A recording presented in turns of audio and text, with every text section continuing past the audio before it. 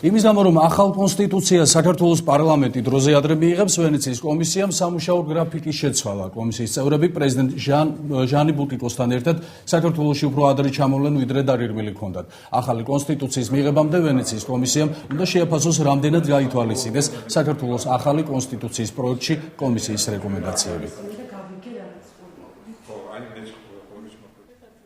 სრულიად ბუნებრივია ვენეციის კომისიის მხრიდან მორიგი ვიზიტის განხორციელება საქართველოში, ვინაიდან მათ უნდა მიიღონ დასტური იმისა, რომ მათი შენიშვნები გათვალისწინებული არის. ჯგუფში იქნება თავად ვენეციის კომისიის პრეზიდენტი, იქნება გენერალური მდივანი, იქნება ის ხალხი, ვინც ამზადებდა და ასკვნებს და აპარატის თანამშრომლები. ამიტომ მე ვფიქრობ, ეს ძალიან მნიშვნელოვანი ვიზიტი იქნება.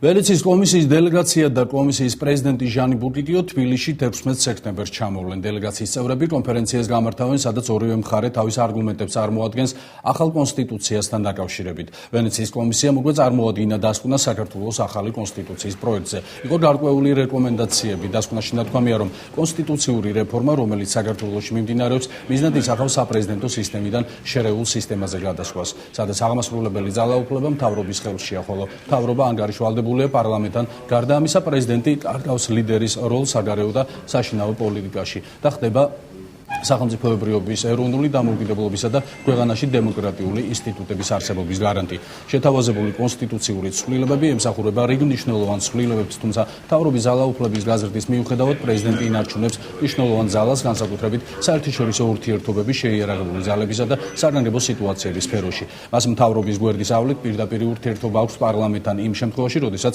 საქმე ეხება ქვეყნის ერთიანობასა და ქვეყანაში არსებული ინსტიტუტების სწორად ფუნქციონირებას. დათქვამია დასკვნაში. აქვე გამოთქმულია შენიშვნა იმასთან დაკავშირებით, რომ პარლამენტის როლი არ არის საკმარისად გაზრდილი და პარლამენტი არ წარმოადგენს ქვეყანაში ძლიერ დემოკრატიულ ინსტიტუციას, როგორც წესით ამ მოდელით უნდა იყოს გარანტირებული.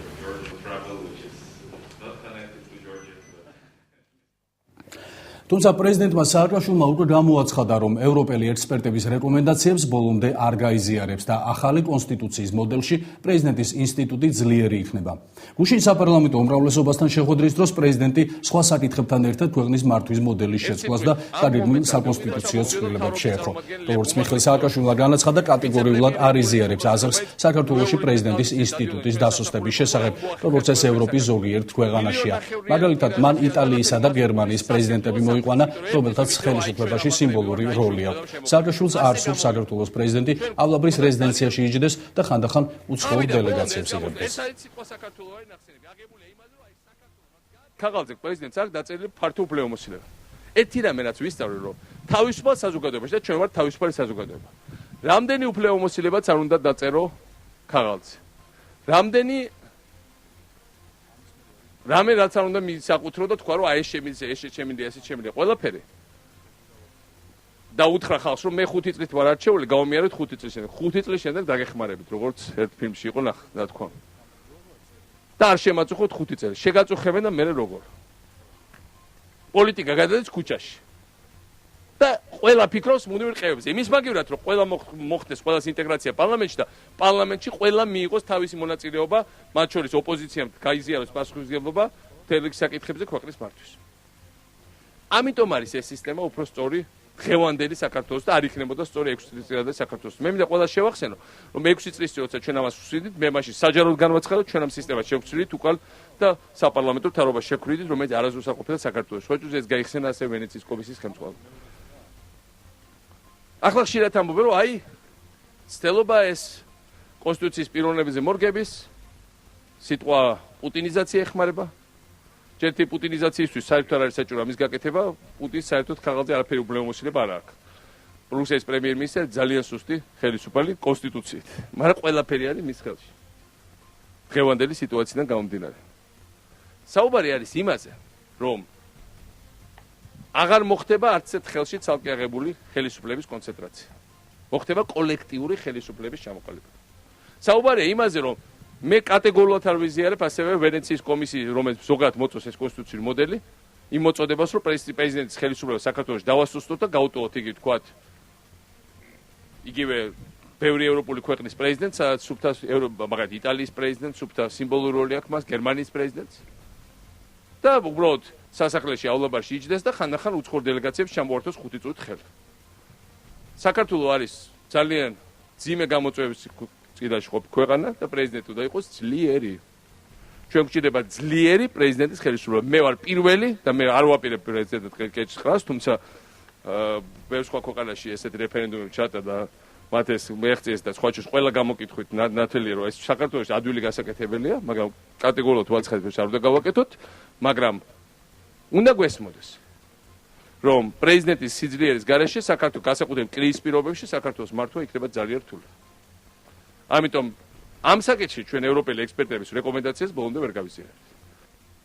როცა დრო მუშაობს საქართველოს. კამრების შემოჭერა საქართველოს მომავალი წლის ბიუჯეტსაც უნდა დაეთყოს. ამის შესახებ საქართველოს პრეზიდენტმა მიხეილ სააკაშვილმა დღეში ნანაკლიაში საპარლამენტო უმრავლესობასთან გამართულ შეხვედრაზე განაცხადა და დასძინა რომ ეს საჭირო არა, იმიტომ რომ ქვეყანაში კრიზისი, არამედ იმიტომ რომ საქართველოს კარგად უნდა ქონდეს საქმე და არა საშუალოდ. კამრებს შემოჭერილი ბიუჯეტის გარდა ქვეყნის განვითარებისთვის კიდევ ერთ აუცილებელ პირობად პრეზიდენტმა კერძო სექტორისთვის კარის მაქსიმალურად გახსნას დაასახელა. მომავალი წლის ბიუჯეტში პარლამენტში საშემოდგომო სესიის დაწყების არჩევა.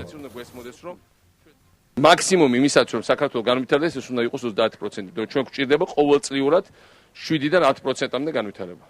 5-6% არ არის საკმარის იმისაც რომ საქართველოს გავარდეს წინ. ამისათვის ჩვენ მომავალი წლის ბიუჯეტი გვექნება კამრების მოჭერის ბიუჯეტი. არაფერი აუცილებელია მაგალითისთვის მინისტრებმა იფრინონ ბიზნეს კლასით თვითფინანსში. ყველა მიფრინოს ეკონომ კლასით. არაფერი აუცილებელია რომ უამრავი მანქანა იყიდოს. აგერ სანდრას მშობლები მე-6 თვეა რიგში დგანან, ელოდებიან 8,000 ევროიან მანქანას რუმინეთში იყიდეს, დაჩიან.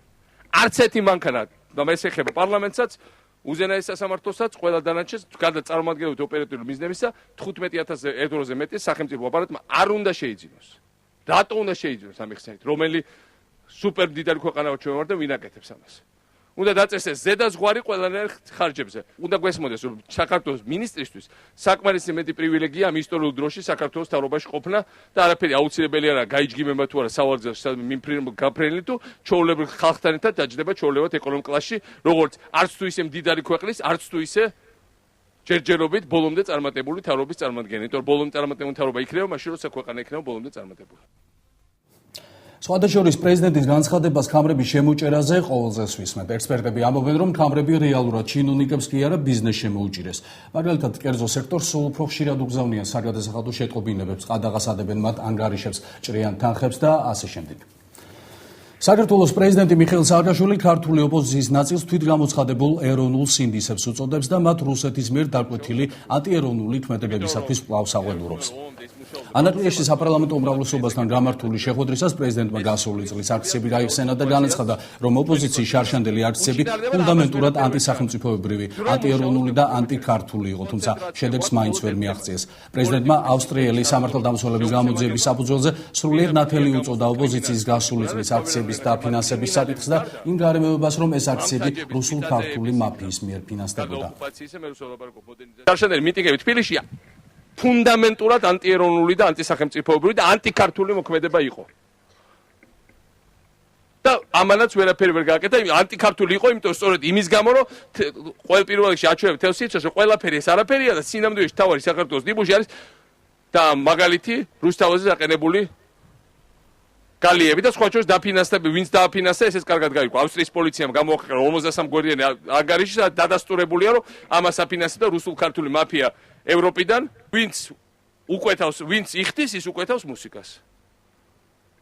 რაც დამფინანსებელი ყავდათ, ის ესთეტიკა ჰქონდათ, ჩაიცვეს პატიმრის ცის და ჩაჯდნენ გალიებში, გალიები ქვია ამას, სხვა არაფერი არ ქვია, თუ კიდე საკრები, საკრები გალიები, მე არ დიდ გასხვებას ვერ ხედავ. ამაზე უფრო თავხედურად, აი წარმოუდგენლად პირდაპირ ღია გამოსვლა კრიმინალის პოლიტიკურ არის, სხვა ვერავინ ვერ ნახე მათ კრიმინალების გარდა მამთაჯების, ბიწაძეების, იქ რა ქვია, კალაშოვების, შაქროების გარდა ვერავინ ვერ იპოვეს საქართველოში.